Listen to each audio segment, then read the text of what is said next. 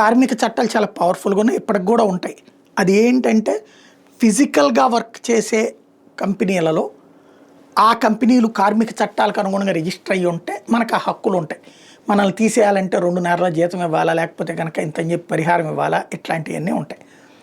అదే corporate software కంపెనీల్లో లెక్క ఏం లేదు. వాడు ఇష్టమైతే ఇస్తాడు, లేకపోతే పింక్ స్లిప్ ఇచ్చి ఇంటికి పంపించేస్తాడు. 1 నెల ఇచ్చేవాడు ఉన్నాడు, 45 రోజులు ఇచ్చేవాడు ఉన్నాడు, 2 నెలలు ఇచ్చేవాడు ఉన్నాడు, అసలు ఇవ్వకుండా పంపించేవాడు ఉన్నాడు. ఇక్కడ లే ఆఫ్ అంటే గుండెలు గుబేలుమంటాయి.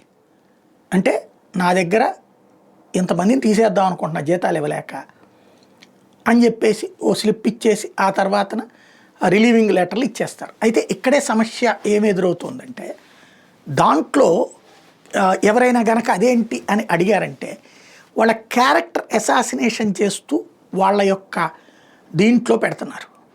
క్యారెక్టర్ అసాసినేషన్ చేస్తూ దాని దగ్గర గొడవ నడుస్తుంది. ఇప్పుడు అట్లాంటి ఇష్యూనే సుప్రీంకోర్టు సీరియస్గా తీసుకుంది. విప్రో మీదన 2 కోట్ల రూపాయలకి పరువు నష్టం వేశాడు ఒక వ్యక్తి, ఢిల్లీ హైకోర్టు అభిజిత్ మిశ్రా అనేటటువంటి వ్యక్తి. ఇతను విప్రోలో ఇంతకుముందు ఎంప్లాయ్. అందులో వీళ్ళు లే ఆఫ్ ప్రకటించి కంపెనీ పరిస్థితులు బాగాలేక అనకపోయినా పర్లేదు, కానీ అతను వెళ్తున్నాడు, అతనికి ఇస్తున్నామని కాకుండా మ్యాలిషియస్ కండక్ట్ అంటూ మెన్షన్ చేసుకొచ్చారు. అంటే అతని ప్రవర్తన బాగోలేదని. దీని మీద సుప్రీంకోర్టుకి వెళ్తే ఇతని గతపు అంటే ఈ అప్రైజల్స్ ఉంటాయి కదా ప్రతి సంస్థలో కూడా, అప్రైజల్స్ అంతకుముందు ఎందాక వచ్చిందంటే అంతకుముందు నెల కూడా ఇతనికి అప్రైజల్ వచ్చింది.